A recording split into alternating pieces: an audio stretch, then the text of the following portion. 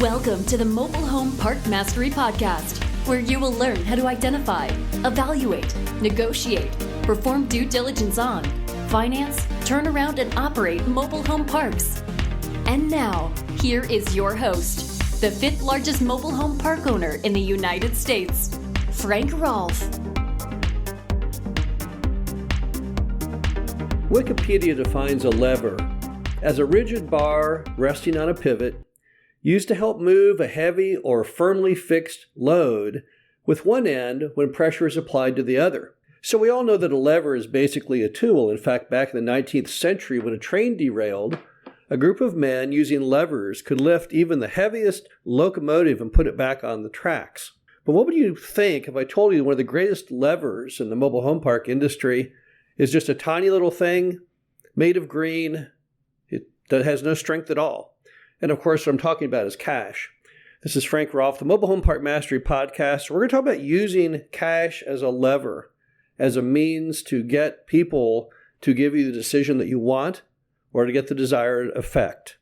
So let's talk about some of the things that you can do as a park owner using money to solve situations. First one, which became very popular during COVID, was the concept of cash for keys.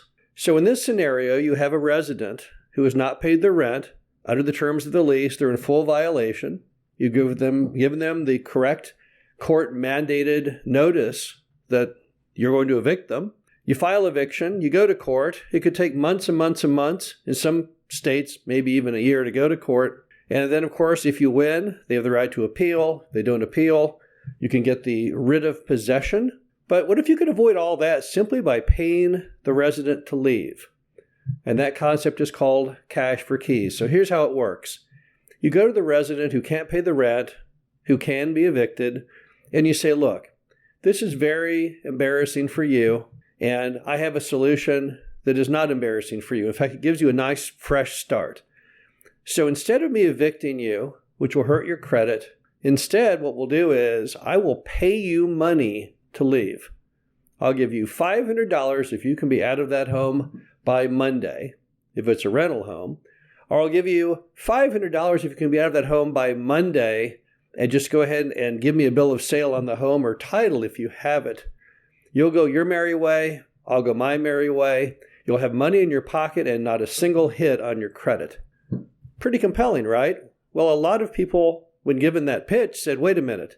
Yeah, that's way better than me being evicted. Sure, I haven't paid the rent, can't pay the rent, don't have a job, whatever the case may be. But now it's a win-win because you're helping them get on their feet and they're leaving that home early. And let's look at what it costs you if they don't leave early. You're going to lose lot rent every single month. Let's say your lot rent's $400 a month. Let's say in some states it takes you 4 months to get to court. That's $1,600. And on the filing costs, you're already at $2,000. And then if they run off and destroy the house and you have to remodel it, well, that's another anywhere from probably $4,000 to $5,000 to up to $10,000.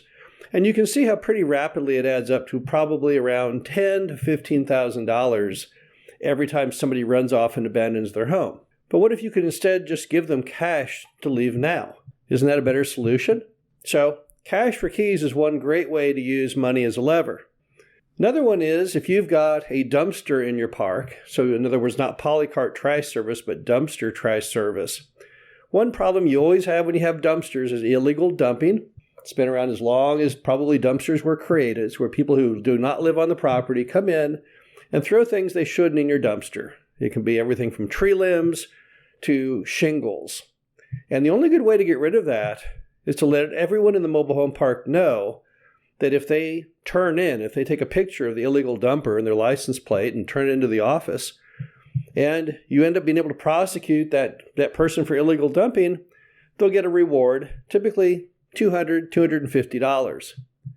Suddenly, the dumping ends. Why is that? Well, it's because normally the people who illegally dump in a mobile home park are connected somehow to people who live in the mobile home park. That's how they learned of the dumpster to begin with. That's why they're so brazen they can do it, is they figure that person will protect them. But there's a lot of eyes looking out of windows in every mobile home park. They're pretty high density. And suddenly they may think, I better not go in here anymore because someone's going to rat me out. Someone's going to take the reward. So once again, using cash as a lever you've solved the problem. Or let's say that you want to go out there and you want to expand your mobile home park. To do so, you have to go through planning and zoning and maybe the city council. How do you do that? How do you apply cash as a lever in that situation? Well, what you do is you go to every person on planning and zoning and say, what would I have to do to get you to vote for my proposal? What would you want to see in my expansion proposal? And they will all have their own personal opinion, and it will always, each one will cost money. Some will say, I want to see a better landscaped entry. The next one says, I want to see a big old fence down the side so I can't see the park anymore. You go through each of them and say, now, okay, if I added this onto my proposal, would you vote for it? And they'll say, yeah, if you did that, I'd vote for it. Once you've collected all those opinions, and if you have a majority of people who will vote yes, then in your application, it's not just to expand your mobile home park, it's to expand your mobile home park and add all those additional pork barrel items on there. Expand your park and improve the entry. Expand your park by adding this fence down the side. Once again, I've used cash in the form of what each person wanted in those plans as a lever to get the desired effect. Another thing you can do is if you're buying a mobile home park and you're an out-of-towner and you're not really a part of the good old boy network, and we all know that really everything in America works on a good old boy network, you can join that thing by simply becoming active in that city or town. You can join the Chamber of Commerce. That's not expensive. And then you can do items beyond that. You could do an annual gift to seniors who are graduating in the form of a scholarship, maybe $500 a year on a scholarship. I've seen scholarships in the paper in small towns for as little as $200 a year. Or maybe you want to become a blue ribbon sponsor of the football team. That'll get you on the cover of every football program. Total cost maybe $100 a season.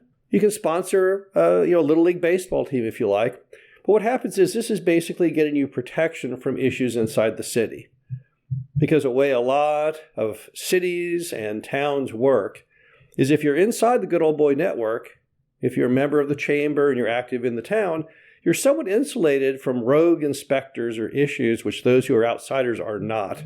So once again, we've used cash as a lever, in this case, to get protection from rogue city employees. Also, if you're looking to buy a mobile home park, of course, you can always use as a lever cash to get more VIP treatment from brokers by simply taking them out to dinner or buying them gifts, whatever you like to do. That will give you preferential access to them. You possibly may see pocket listings and things ahead of others. So once again, we've used cash as a lever. Or let's say you have a problem with the city. City says you can't use your vacant lots. It's pretty common in a lot of areas, typically blue states. What do? Well, I will use the cash as a lever to go out and hire a really, really good municipal lawyer. This is a lawyer whose specialty is suing cities. Cities are typically terrified of this individual specialty type of lawyer. And by hiring those, you can often get the desired effect. You simply have to pay whatever their hourly rate is. We have many, many stories of municipal lawyers who went in and saved the day and protected our rights as property owners from rogue zoning officials, councilmen, even mayors. So once again, I've used cash as a lever to get the desired effect, but in this case, the cash is the payment of legal bills that may come in. And then finally, you can use your cash as a lever to join your state MHA. And they're going to take all of that cash, all those little levers, and combine it into one big lever to try and protect your rights. Because right now, America has never been more screwed up politically. I've never seen anything really quite like it in my entire lifetime.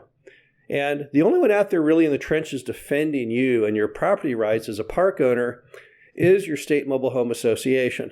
And they can take those dollars that you contribute through your dues or even individual additional contributions.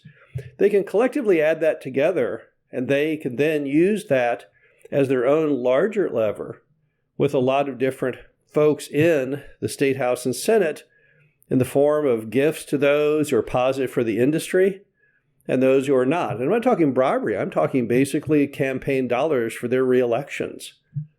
So giving money through political contributions has always been a big part of American politics. Look at the amount that's spent every year on every race in America, not to mention presidential and Congress seats. And you can see that basically money is a massive lever in America when it comes to raw politics. And once again, even though you may not want to spend anywhere near, not even a fraction of the amount necessary to actually get the desired effect, the state MHA, through collectively grouping that together like a giant co-op, can get the job done. The bottom line is that you don't need to have a giant 30-foot-long metal beam to get the desired effect, to get things put back in order. But simply that little dollar bill or $20 or $100 bill you have in your pocket can really have a massive effect in changing the course, the direction of how things are going for you, and get them back to where you wanted them to be. This is Frank Rolfe, the Mobile Home Park Mastery Podcast. Hope you enjoyed this. Talk to you again soon. Thank you for listening to the Mobile Home Park Mastery Podcast. Be sure to visit us at mhpmastery.com to subscribe to the show, read our show transcriptions, and access all of our great information on mobile home park investing.